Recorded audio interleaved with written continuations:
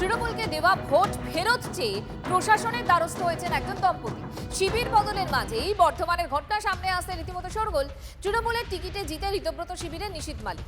শিবির বদলু বর্ধমান উত্তরের বিধায়কের ভূমিকায় ক্ষোভ বাড়ছে তাই।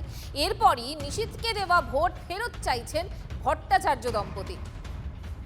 মনোতোষ আমাদের প্রতিনিধি এই মুহূর্তে আমাদের সঙ্গে রয়েছেন। মনোতোষ, নিজেদের দেওয়া ভোট ফেরত চাইছেন ভট্টাচার্য দম্পতি, আসলে ঘটনাটা কি? একদমই তাই। দেখো, এই যে ভট্টাচার্য দম্পতি এরা তৃণমূল কর্মী এবং এদের যেটা বক্তব্য যে তারা মমতা বন্দ্যোপাধ্যায়ের দলকে দেখে তৃণমূল কংগ্রেসকে দেখে তারা ভোট দিয়েছিলেন এবং ভোটে জেতার পর বিধায়ক তার সেভাবে কোনো রকম দেখা নেই। এলাকাতে যারা কর্মী রয়েছেন তারা মার খাচ্ছেন, সেই সত্ত্বেও যিনি বিধায়ক তার কোনো দেখা নেই এবং তিনি শিবির বদল করে ঋতব্রত শিবিরে যোগদান করেছেন।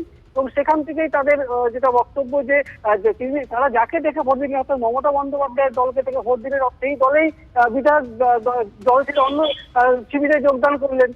অথচ তাদের যে ভোটটা, সেই ভোটটা যে পারপাসে তারা দিয়েছিল উন্নয়নের জন্য মমতা বন্দ্যোপাধ্যায়কে দিয়েছিল, মমতা বন্দ্যোপাধ্যায় সঙ্গ ছেড়ে বিধায়ক অন্য একটি শিবিরে নাম লিখিয়েছেন। সে কারণেই তারা চাইছেন যে তাদের ভোট ফেরত দেওয়া হোক। এবং আরো একটি বিষয় উল্লেখযোগ্য যে এই কেন্দ্রে কিন্তু বিজেপির যিনি প্রার্থী ছিলেন তিনি ইতিমধ্যে হাইকোর্টে একটি মামলা করেছেন। যে ঘটনায় বেশ শোরগোল। নিশীথ মালিককে আমরা দেখলেন যে দল হেরে যাওয়ার পর থেকে আমাদের যে কর্মীরা পাশের গ্রাম, আমাদের এই পাশের গ্রামে একটু স্বরূপ রানা বলে একজন কিছুদিন আগে তার একটা মর্মান্তিক মৃত্যু ঘটলো। তো তারপরেও আজ বিগত 1 মাস হয়ে গেল কর্মীদের পাশে তিনি নেই।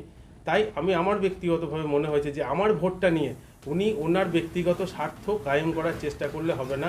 আমরা ভোট দিয়েছি মমতা ব্যানার্জিকে দেখে, আমরা সাপোর্ট পাচ্ছি মমতা ব্যানার্জির কাছ থেকে। তো উনি কেন আমাদের ভোটটাকে নিয়ে উনি ওনার ব্যক্তিগত ব্যবহার করবেন? তাই আমি আমার ব্যক্তিগত প্রচেষ্টায় একটা চিঠি আমি ডিএম ম্যাডামকে লিখেছিলাম, মানে যিনি ইলেকশন অফিসার, তেনার কাছে আমি জানতে চাইছি। তার মধ্যেও কিছুদিন আগে ওনার যে বিরোধী প্রার্থী সঞ্জয় দাস, উনি একটা হাইকোর্টে আবেদন করেছেন নাকি হবে, রিপোল হবে, মানে রিপোল নয় রিগণনা হতে পারে। তো রিগণনা হলে আমি আমাদের দুজনের ভোট, মানে আমি আমার আর আমার স্ত্রী যে ব্যক্তিগত ভোট মমতা ব্যানার্জিকে দেখে আমরা তৃণমূল কংগ্রেসকে দিয়েছিলাম, সেই ভোট দুটিকে বাদ দিয়ে ওনার গণনা করতে বলেছি। না, আমি এইসব ব্যাপারে কোনো বক্তব্য দেবো না। কোথায় কি করছে না করছে, কে কি বলছে না বলছে আমি বলছি তো, আমি এই বিষয়ে কিছু বলবো না। আমি বলছি আমি হাইলাইট হতে চাইছি না। আমি কোনো বক্তব্য বা আমি দেখিও নি, আমি এসব বলতে পারবো না।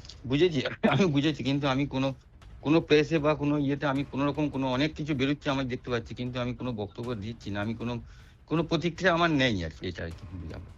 না, আমি কোনো কিছু মন্তব্য করবো না।